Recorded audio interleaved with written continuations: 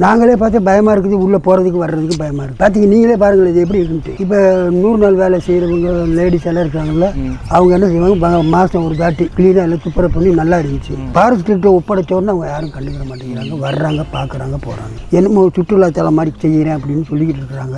அவ்வளோதான், இன்னும் எங்களுக்கு தெரியாது. நீங்கள் இப்போ ஃபர்ஸ்ட் இங்கே வந்து இருக்கும்போது மற்ற அங்கே வீடு இல்லை அப்படின்ட்டு இங்கே வீடு கிடையாது. வீடு இல்லை அப்படிங்கிறதுக்காக கவர்மெண்ட்டே அவங்களே கொண்டாந்து இறக்கி விட்டாங்க. இங்கே உங்களை தங்கிங்க அப்படின்ட்டு சோறாக்கி சாப்பிடுங்க, இன்னும் ஒரு வருஷத்துல உங்களுக்கு வீடு கட்டி கொடுத்துட்றாங்க. நீங்க கேட்டீங்களா என்னப்பா பங்களா மாதிரி இருக்கு, இது கூட தங்க சொல்றீங்க, இது என்னவா இருந்துச்சு இதுக்கு முன்னாடி அப்படிலாம் கேட்டீங்களா? இல்லை, நாங்கள் சுற்றி பார்த்தோம், எல்லாம் பாலடைஞ்சு போய் கிடக்கு.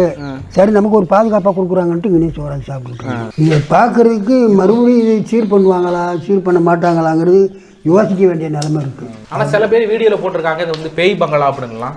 இது வரைக்கும் நான் தான் சொல்கிறேனே, 1.5 வருஷம் இன்னும் சோறாக்கி சாப்பிட்டுக்கிட்டு இருந்தோம். அது பேய்க்கு எதுவும் நாங்கள் நடமாட்டோம்னே தெரியாது. நான் கண்டு பயந்ததும் கிடையாது. இல்லாட்டி போனால் எவ்வளோ பெரிய பிரச்சனையெல்லாம் உருவாக்கியிருப்பாங்க. அப்போவே எங்களை கொண்டாந்து இங்கே நிறுத்தி விட்டீங்க, ஏன் அந்த மாதிரி செய்கிறீங்க அப்படி இப்படி கேட்பாங்க. யாரும் கேட்குறக்கான சூழ்நிலையும் இல்லை, அந்த மாதிரி சம்பவம் நடக்கவும் இல்லை. பார்த்து வாங்க, என் கையை பிடிச்சிக்கிறீங்களா? இல்லை இல்லை இல்லை இல்லை.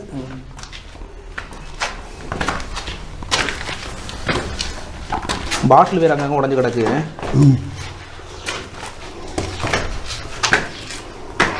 ஐயா, இவ்வளோ ஒரு வரலாற்று சிறப்புமிக்க இடமா இருந்திருக்குல்ல, ஒரு கட்டிட நுணுக்கமாக ரொம்ப கட்டியிருக்காங்க. நீங்கள் எது கேள்விப்பட்டிருக்கீங்களா? வந்து ஒரு 50 வருஷம் இருக்குல்ல, இதுக்கு முன்னாடி இவங்க இங்கே வந்திருக்காங்க, இவங்களாம் வந்திருக்காங்க அப்படிங்கிறது மாதிரி.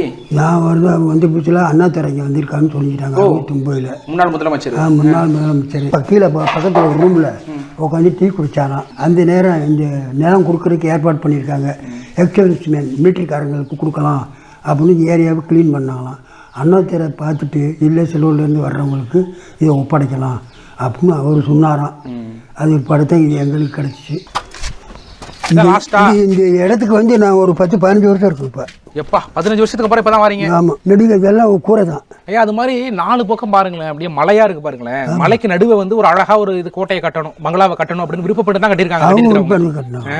நீலகிரி காற்று இங்கே வர்றதாக சொல்லிக்கிட்டாங்க. ஓ, அந்த காத்துக்காக தான் இந்த இடத்துல வந்து கட்டினாங்களாட்டி இங்கே வந்திருக்க மாட்டாங்க. ஏதோ ஒரு காரணத்தோட தான் கட்டியிருக்காங்க. நீங்க சொல்றது மாதிரி அந்த நீலகிரியில இருந்து இங்க அந்த காத்து வந்து இருக்குன்னு கட்டி கொடுத்தாங்களாம். அது பாருங்க, அவங்களுக்கும் பிரயோசனம் போச்சு, அப்படியே இருக்கு பாரடைஞ்சுக்காங்க. இதுக்கு மேல நம்ம ஏறுறதுக்கு இருக்கா?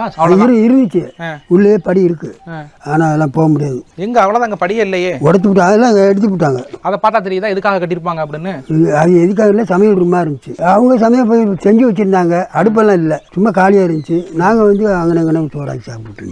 இந்த கட்டிடம் எத்தனை வருஷத்துக்கு முன்னாடி கட்டிருப்பாங்க? அதான் ஒரு 3 வருஷம் சொல்லிக்கிட்டாங்க. பக்கத்தில் அத்தியூருக்காரங்கெல்லாம் ஒரான கூலிக்கு வேலை செஞ்சாங்களாம், எல்லாம் காலமாயிட்டாங்க. அவங்கள்ட்ட நீங்க கேட்டு தெரிஞ்சுருப்பீங்கல்ல? இல்லை, அவங்க எல்லாம் சொல்லலை, அவங்க கூலிக்கு மட்டும்தான் இது இருப்பீங்க. அந்த காலத்தில் மாதிரி என்ன வேலை இங்கே ஒரு கூலி அப்படின்னா சிம்டியை குறைச்சி கொடுக்குறது, கட்டடம் போட்டு கட்டி கொடுக்குறது. கட்டும் போதேவா? கட்டும் போது கார சுண்ணாம்புன்னு சொல்றாங்க. ஆனா கல்லெல்லாம் பாருங்க, கொஞ்சம் கூட ஸ்ட்ராங்க பாருங்க. இந்த மாதிரி கல் கிடைக்கிறது கஷ்டம். அதான் ஒரு 10 வருஷமா வெயில் மழையிலே கிடக்குது, கொஞ்சம் கூட புரியல பாருங்க. நீங்க எல்லாம் வந்து பாக்குறீங்க, ஏதோ நல்லது நடக்கும்னு தான் நினைச்சு பேசிக்கிட்டு இருக்கிறேன். 1964 சிலோன் பிரதமர், அவர் இந்திய பிரதமர் லால் பகதூர் சாஸ்திரி 2 பேரும் ஒரு 5.5 லட்சம் குடும்பத்தை ஒப்பந்த அடிப்படையில் இந்தியாவுக்கு எடுத்துக்கிறேன்னு சொல்லி ஒப்பந்தம் பண்ணாங்களாம். நாங்கள் எங்களை கொண்டாந்து இங்கே சேர்த்து கொடுக்குறாங்க. சிலோன்ல இருந்து இங்கே வந்துட்டீங்க? சிலோன்லேருந்து அவங்க தான் கொண்டாந்தது.